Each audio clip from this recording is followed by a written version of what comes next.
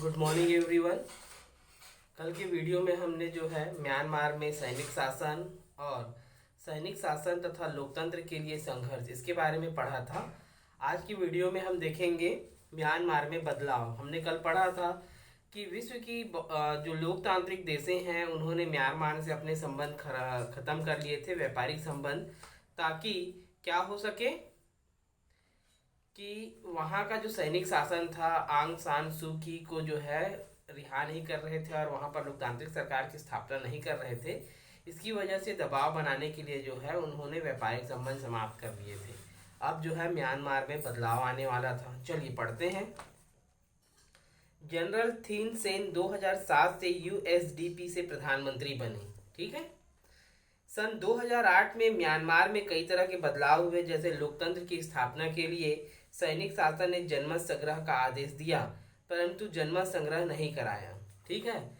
General थीन सेन 2007 से यूएसपीडीसी के जो है यूएसडीपी से प्रधानमंत्री बने और सन 2008 में म्यांमार में कई तरह के बदलाव हुए, जैसे लोकतंत्र की स्थापना के लिए सैनिक शासन ने जनमत संग्रह का आदेश दिया, परंतु जनमत संग्रह नहीं कराया कि भाई वहाँ पर लोकतांत्रिक सरकार की स्थापना की जाए या सैनिक शासन ही स्थापित रखा जाए।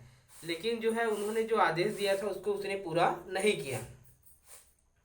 देश का नया नाम बर्मा से बदलकर म्यांमार रख दिया। सन 2010 में संयुक्त राष्ट्र संघ की देखरेख में म्यांमार में हुए चुनाव सू की को नजरबंद रखा गया था और चुनाव में भाग लेने नहीं दिया। ठीक है। सन 2010 में क्या हुआ कि संयुक्त राष्ट्र संघ की देखरेख में म्यांमार में जो है फिर से चुनाव हुए और उस समय जो है सू को जो है उन्होंने क्या किया था, चुनाव में भाग लेने नहीं दिया था, उसे जेल में ही बंद रखा गया था। उन्हें निर्वाचन प्रक्रिया से पूरी होने के बाद ही घर से बाहर निकलने दिया गया और चुनाव में भाग लेने नहीं दिया। उनकी पार्टी एनएलडी ने विरोध स्वरूप चुनाव में भाग लेने से मना कर दिया। ठीक है। सन 2010 में संयुक्त राष्ट्र संघ की देखरेख में जो है म्यांमार में चुनाव संपन्न हुए, परंतु जो वहाँ की प्रमुख नेता थी उसको जो है उन्होंने जेल में ही बंद रखा और चुनावी प्रक्रिया से पूर्णतः अलग रखा। इसके परिणाम स्वरूप जो है क्या हुआ कि उनका जो दल था एनएलडी, उन्होंने जो है इसके विरोध में जो है चुनाव प्रक्रिया में भाग नहीं लिया और सू को जो है चुनाव प्रक्रिया संपन्न होने के बाद ही बाहर निकाला गया या आज़ाद किया गया। परिणाम यह निकला कि सेना द्वारा सहायता प्राप्त union solidarity and development party ने यह चुनाव जीत लिया। यूएसडीपी जो है फिर से यह चुनाव जीत गए। उन पर चुनाव में भ्रष्टाचार के आरोप लगाए गए।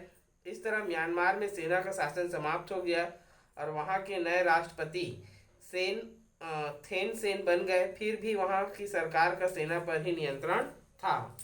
ठीक है। 2010 में चुनाव हुआ, सू की पार्टी ने भाग नहीं लिया और जो यूएसडीपी जो दल था जिसको सेना का नियंत्रण था जिस पर, उसने जो है चुनाव जीत लिया। देश में लोकतांत्रिक सरकार की स्थापना हुई और सेना का शासन समाप्त हो गया। फिर भी चूंकि ये सेना को समर्थित दल था इसलिए पूरा नियंत्रण सेना का ही सरकार पर रहा। लोग इसका विरोध करते रहे और इस प्रकार हुए चुनाव को जो है अलोकतांत्रिक माना गया। इन चुनावों में सू की पार्टी ने एलएनडी ने भाग भी लिया। विश्व के अधिकांश देशों ने जो है इस चुनाव को मान्यता नहीं दी। सन 2011 में म्यांमार में फिर से 45 सीटों के लिए चुनाव हुए। ठीक है। जो यूएसडीपी है उन्होंने जो चुनाव लड़ा था और जीता था, उस चुनाव को जो है बहुत विश्व के अधिकांश देशों ने जो है उस चुनाव को सही नहीं माना, जिसके परिणाम स्वरूप सन 2011 में जो है 45 सीटों में जो है फिर से उपचुनाव हुए। इस चुनाव में सू की पार्टी एनएलडी ने भी भाग लिया और उन्होंने 43 सीटें जो है इस चुनाव में जीत ली।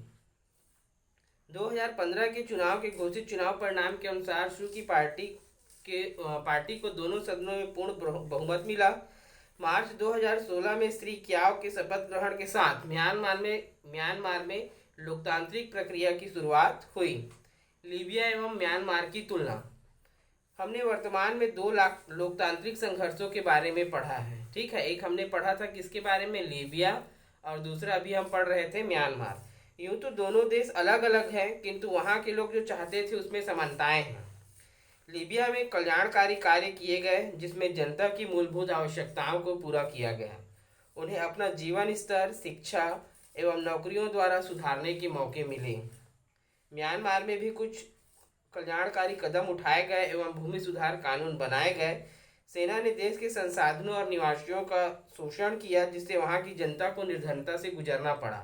म्यांमार में जो है सेना का शासन स्थापित होने से हालांकि उन्होंने कुछ सुधार के कार्य किए, परंतु अधिकांशतः जो है वहाँ के संसाधनों तथा म्यांमार के लोगों का जो है सैनिक शासन द्वारा जो है शोषण ही किया गया।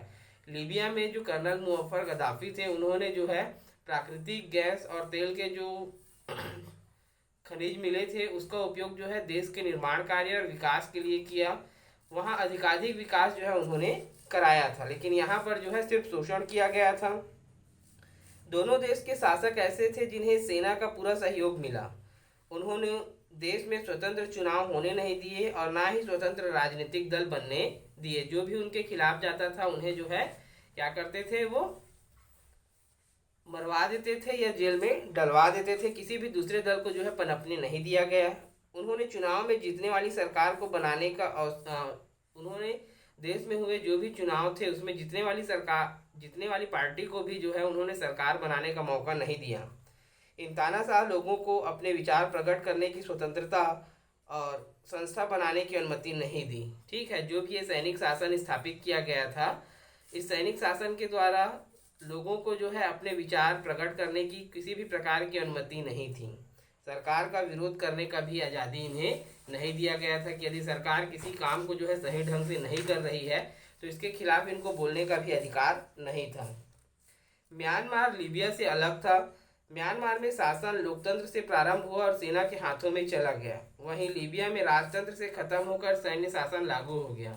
ठीक है, दोनों में क्या चीज़ें दिखती है कि म्यांमार जो है भारत के 5 महीने बाद आज़ाद हुआ और वहाँ पर जो है पहले तो लोकतांत्रिक सरकार की स्थापना हुई, बाद में सेना ने जो है उस पर अपना अधिकार कर लिया। जबकि लीबिया में जो है राजतंत्र राजा इदरीस ने जो है अपना शासन स्थापित किया था और बाद में जो है वो सेना के हाथों में चला गया था।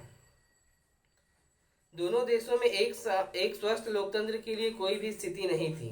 दोनों देश राजनैतिक एवं नैतिक रूप से भिन्न थे। जनता एवं शासक वर्ग का किसी मिले जुले राजनीतिक समझौते पर आना आसान नहीं था। ठीक है, क्या हुआ कि दोनों देशों की स्थिति जो है परिस्थिति ऐसी नहीं थी कि वहाँ पे लोकतांत्रिक सरकार जो है पनप सके। साथ ही साथ राजनीतिक और नैतिक रूप से दोनों देश भिन्न थे एवं शासकों के बीच और लोगों के बीच ऐसा मौका नहीं था कि वे दोनों मिलकर जो है बात कर सकें। दोनों देशों के लोग चाहते थे कि उनके देश में ऐसी सरकार बने जो जनता द्वारा स्वतंत्र रूप से चुनी गई हो, अर्थात ना तो राजा का शासन हो ना तो सैनिक का शासन हो। यदि राजा और सैनिक का शासन भी हो तब वो ऐसा हो जिसे वहाँ के लोगों ने चुना हुआ हो। यहाँ के लोग अपने विचार को प्रकट करने के लिए स्वतंत्रता चाहते थे, किसी गलत बात का विरोध करने का हक चाहते थे। वे ऐसा राजनीतिक दल चाहते थे जो स्वतंत्र रूप से कार्य कर सके। कुल मिलाकर जो है वे अपने देश में जो है अपनी आज़ादी चाह रहे थे। आज़ादी तो मिल चुकी थी उनको उपनिवेशिक रूप से, परंतु जो है वे फिर से गुलामों की तरह जी रहे थे। ना तो उनको किसी अपने विचारों को प्रकट करने की आज़ादी थी, ना ही सरकार के खिलाफ बोलने की आज़ादी थी। अतः वे ऐसे राजनीतिक दल या संस्था चाहते थे जो स्वतंत्रता पूर्वक अपना कार्य कर सके। दोनों देशों में शासन का बहुत अधिक केंद्रीकरण हुआ था जिसकी वजह से संतुलित विकास संभव नहीं था। ठीक है, सारा शासन देश का जो है सेना के पास था और उस वजह से जो है वहाँ पर विकास कार्य नहीं हो पा रहे थे। ये लगातार भ्रष्टाचार से बुरी तरह प्रभावित थे। भ्रष्टाचार की वजह से आम लोगों के रोजमर्रा के सरकारी कार्य भी सामान्य ढंग से नहीं होते थे, जिसकी वजह से लोगों में निराशा, गुस्सा तथा विद्रोह की भावनाएं लगातार बढ़ने लगी। लोगों को यह विश्वास होने लगा कि उनकी मुश्किलों का हल अब केवल लोकतंत्र में ही संभव है। ठीक है, यहाँ पर क्या हो रहा था कि जो केंद्रीय शासन था या सेना का शासन था, सारी शक्तियाँ उन्हीं के पास स्थित थी, जिसकी वजह से जो है ये सही ढंग से काम नहीं कर रहे थे। इनमें भ्रष्टाचार तथा शोषणकारी जो आदतें थी वो संलिप्त थी। लोगों के जो आवश्यकताएं थी उनको ये पूर्ति नहीं कर पा रहे थे। लोग परेशान हो चुके थे और उनको ये अब समझ में आने लग गया था कि उनके हितों या उनकी ज़रूरतों की पूर्ति जो है अब केवल लोकतांत्रिक सरकार के माध्यम से ही संभव हो सकती है। हमने यहाँ लीबिया और म्यांमार की घटनाओं द्वारा पिछले कुछ दशकों में लोकतंत्र के लिए होने वाले संघर्षों के बारे में समझने का प्रयास किया है। 20वीं शताब्दी में लोकतांत्रिक सरकार की मांग अनेक देशों में कई रूपों में बढ़ रही है। उपनिवेशवाद से स्वतंत्र होने वाले अधिकतर देशों में पहले लोकतांत्रिक सरकारें स्थापित हुई। जहां लोकतंत्र स्थायी नहीं बन सका वहां अब भी लोग लोकतंत्र की स्थापना के लिए संघर्ष कर रहे हैं। आज के इस दौर में किसी भी देश के नागरिक किसी राजा या तानाशाह का शासन स्वीकार नहीं करना चाहते हैं। स्वाभाविक सी बात है कि जितने भी देश जो है उपनिवेश से वे आज़ाद हुए, सभी देशों में लोकतांत्रिक सरकार की स्थापना हुई, राजतंत्री सरकार, फिर सैनिक शासन स्थापित हुए। कुल मिलाकर देखा जाए कि लगातार जो है जो भी देश जहां पर अभी तक लोकतंत्र स्थापित नहीं हो पाया है, वे सभी देश जो है लोकतंत्र की स्थापना के लिए लगातार संघर्ष कर रहे हैं। वे चाह रहे हैं कि उनके देश में भी एक ऐसी सरकार चुनी जाए जो वहां की जनता की सहमति से हो। आज 20वीं शताब्दी के अंतर्गत जो है कोई भी देश या कोई भी राष्ट्र ये नहीं चाहता कि वहाँ पर राजा या सैनिक का शासन हो। सभी चाहते हैं कि उनके द्वारा चुने हुए प्रतिनिधि या उनकी इच्छा से चुने हुए व्यक्ति जो है देश के शासन का निर्धारण करें। नोबेल पुरस्कार आंग सान सू की को जो है उनके द्वारा किए गए प्रयासों के परिणाम स्वरूप सन 1991 में जो है शांति का नोबेल पुरस्कार दिया गया था, जबकि उस समय जो है उनको नज़रबंद करके रखा गया था।